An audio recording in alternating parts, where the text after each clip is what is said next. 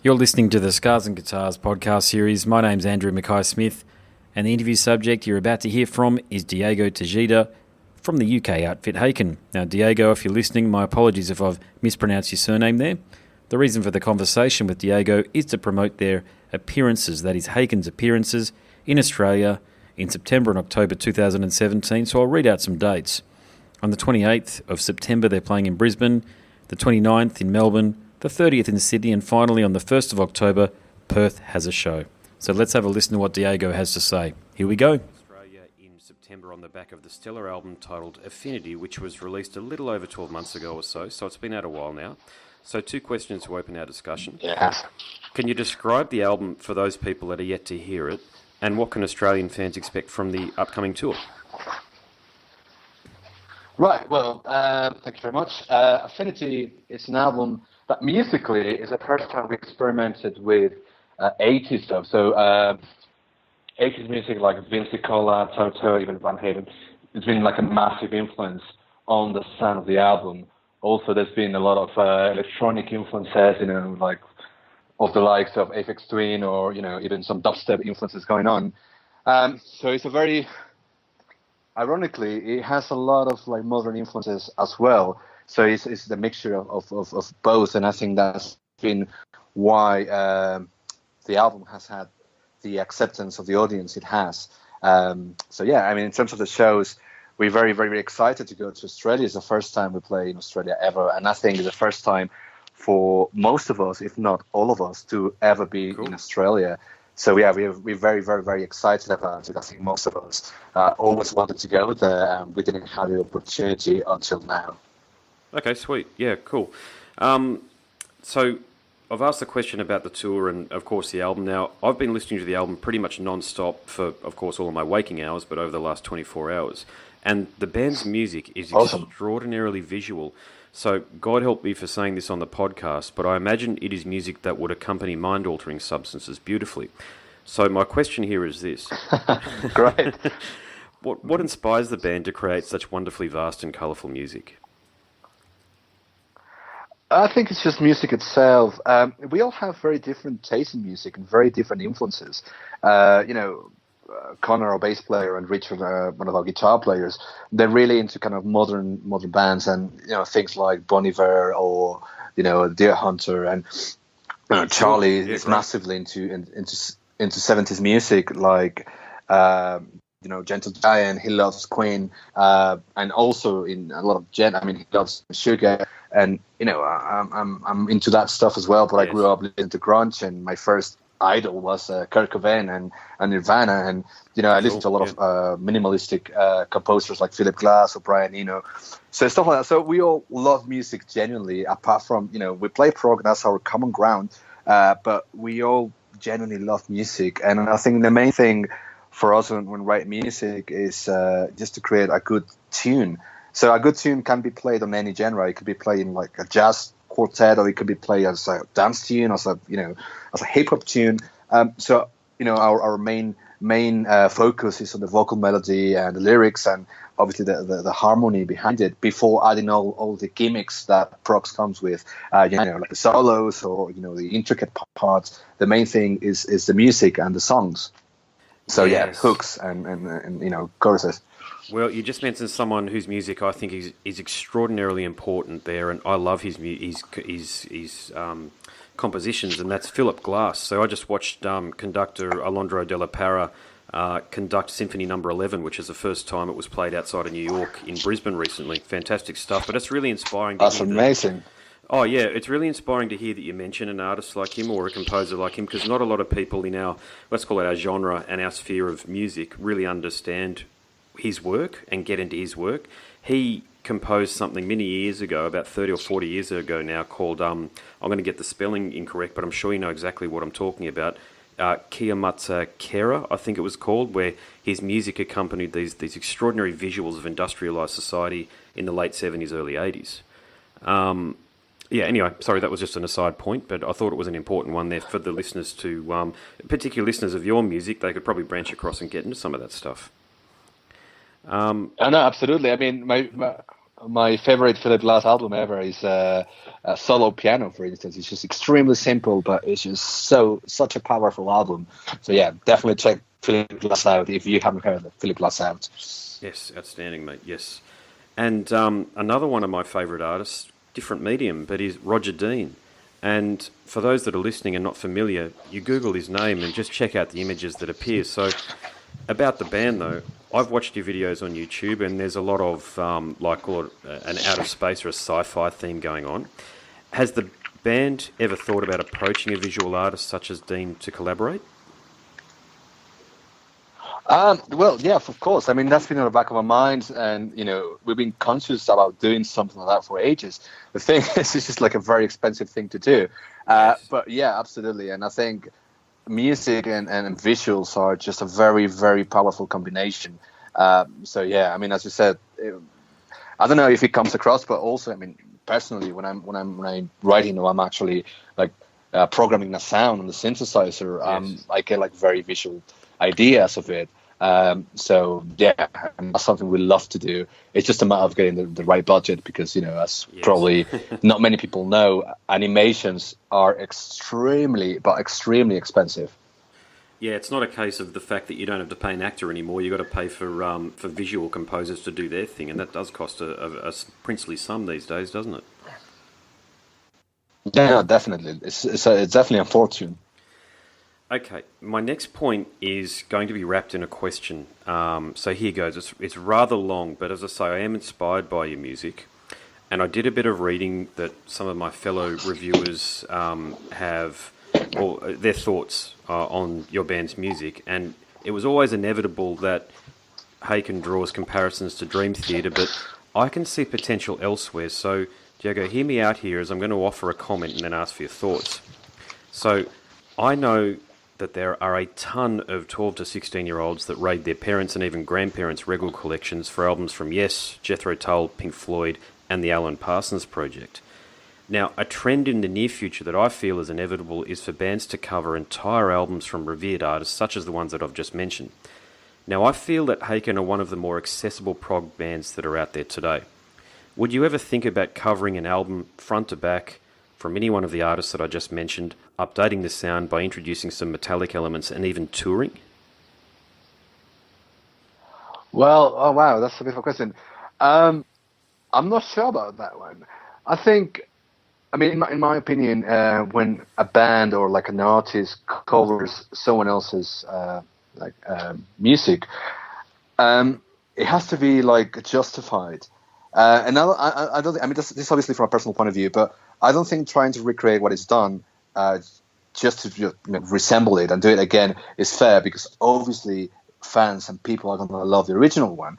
Now, if you, like as you suggested, try to make it more modern and change it a little bit and rearrange it and stuff, that's a very dangerous game, because there's going to be some people who are going to love it and some people who are going to hate it. And I think it's something that can be done as a tribute, and maybe just do it occasionally and play like a encore on the show and just do something like that. I think that's something really cool to do. I mean, a couple of years ago I saw Between Buried and Me doing the encore, and the encore was they're great, Bohemian Rhapsody by Queen. Wow. And they were doing their own kind of version of it, and that was amazing. That's something I really, really loved. But I don't think, probably I wouldn't like it if a band did a whole album and changing it, because obviously that would imply a lot of creativity from the band and a lot of input. But I think is there, and the initial product, the original project is there, and there should be a lot of respect about it. There's like boundaries when you can actually play with it, but I don't think redoing it again would be justifiable from a personal point of view. So yeah, I wouldn't mind just thinking about them like one tune or a couple of tunes, like I don't know, like doing a Pink Floyd tribute, or maybe something outside prog. That's something we even have discussed in the past. So that might happen in the future. Yeah. Yeah, cool. The reason why I'm inspired to ask the question of your good self is because you've got bands out there touring these days, and one band that comes to mind is Foreigner. who literally have no original members left in the band, yet they're still touring and playing under the moniker. The other band, of course, is Thin Lizzy, and Thin Lizzy are in the very unusual situation that there's another band called Black Star Riders, I think they're called, which are playing, I think it's the same band, if I'm not mistaken, that's the modern, or the 2017 version of Thin Lizzy, and the band that's called Black Star Riders.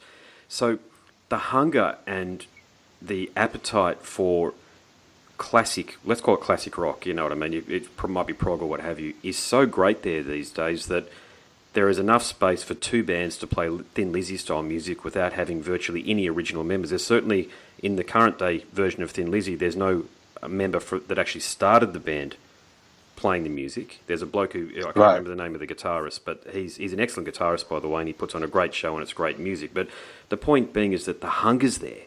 The hunger's there. And I think in the next, probably not, maybe not in our musical careers, I think in the next sort of 50 years or so, artists like Pink Floyd, see, my grandchildren, maybe because I'm a big fan of music, they're going to raid my MP3 collection or vinyl collection, and they're going to go, God, who's that? I want to hear that live. And it's bands like Haken that are accomplished enough. And to your very good point there, and I think what you've done is create a lot of respect. And that's why I think you guys are probably one of the bands these days that if it was going to happen could do it, because A, you got the musicianship, and B, you understand the reasons for not doing it, which means that you could probably understand the reasons for doing it. Anyway, that was a broader point about it anyway. No, that's pretty cool. I mean, I get it.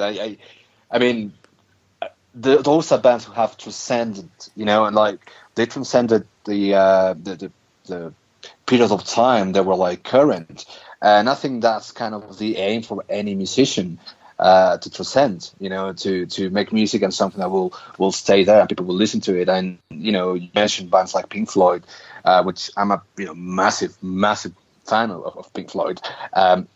You know, it's just timeless music. I mean, I listen to, you know, Wish You Were Here or The Wall, and, you know, I listen to it, and for me, it's current. I mean, the only way I can tell is from like 40, 50 years ago, is because I said 50, 40 years ago, sorry.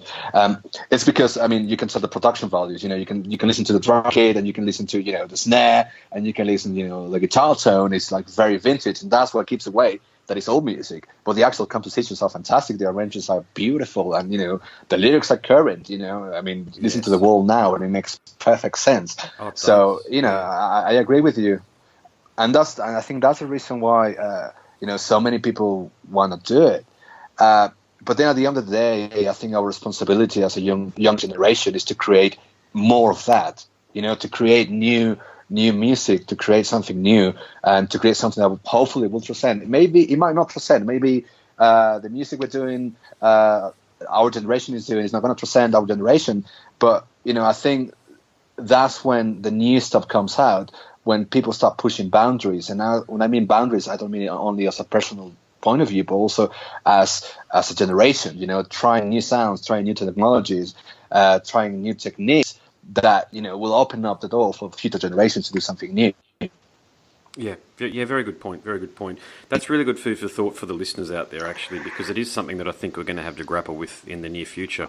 So anyway, I've got a pretty good next question for you, because this is a person's name that comes up all the time when I'm doing interviews. I've spoken to Andreas from Sepultura and Miller from Creator, and they both produced albums recently in conjunction with Jens Bogren.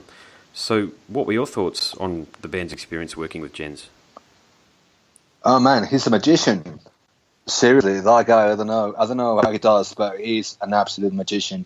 Yeah, he's got incredible ears. I mean, I love his mixes. We know when we send something to him, we're going to get something amazing back.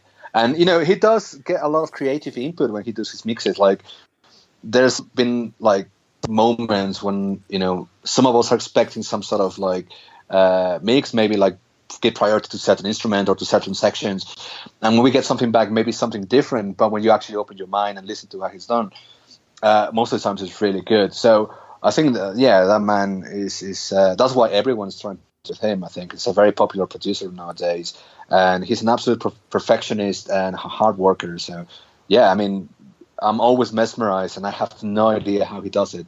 I'm actually thinking that next time we do an album, if we do it with him, that we probably will, I might just fly over to his studio and see what the hell he's doing, because I'm so intrigued to see his dark art. He's phenomenal. Yeah, no, good point. And I've only ever had very positive feedback about him. Andreas in particular was extraordinarily gushing in his praise for the experience working with him. And you can really hear that on the recent Sepultura album as well. And of course, you're both very different sounding bands, but you've just got that touch of class about the two recent releases. So there you go. I've arrived at the point in the interview now where, and I ask all of my interview subjects here to play along. So Diego, I would really appreciate it if you could offer some meaningful feedback on the next three questions. Your answers can be as not social work as you like, because we're an R-rated program. Always very curious to see what people's responses will be to these questions. So here we go. Diego, describe yourself in 3 words. Sarcastic, hard worker, and lonely. I'm a lonely person. All right. And I like it. I don't mean it as a dramatic thing. I like to be alone a lot. Yeah, I'll get you. Yep. Good one. And it probably reflects in some of the wonderful music that you create too. It's where you might get your inspiration, spending some time in solitude, as we say. Yeah, absolutely. The next question is, if you could go back to when you were 18 and give yourself some advice, what do you think you'd say? I don't know. I mean, probably when I was 18 is when I moved to England. When I was, I moved to England to be a student, and I was actually trying to, make something happen out of my career. So I went to student as kind of a full-time dreamer as well. So I was brave enough to do it. But the only thing I would say to myself is maybe not to be so uptight, and maybe be a bit more extroverted, because back in the days I was extremely introverted, and maybe that made me lose some opportunities along the way. So yeah, I think that would be my advice. Okay, whereabouts did you move from? From Mexico City. So so when I was 18, I moved to London. Yes, I've got a very good friend who's from, I don't think he's from Mexico City, but he's certainly from Mexico, and I could pick up on the accent there. So I hope to go there one day. Awesome. Yeah, you'll love it. All right, we're up to the final question, okay? Now, this one is a curveball. I was speaking to, Rex from Pantera. Actually, he won't like me saying that he's from Pantera. Rex Brown from Pantera, who has just released a brand new, excellent album. And I asked him these questions, and it really stumped him yesterday or the day before. So here we go, I should say. Diego, if you could invite 5 guests to dinner, living or dead, from any time in history, who would you invite? Oh, geez. Right. I need to, give it a quick answer. But if you gave me, if you left me with this question for a whole night, I could come up next day with a whole essay on why I would choose, the ones I chose. But, off the top of my head, I will definitely bring Kurt Cobain, as he was one of my teenage idols. It's going to be full of musicians, maybe. Maybe I'll get Bill Evans, who's passed away.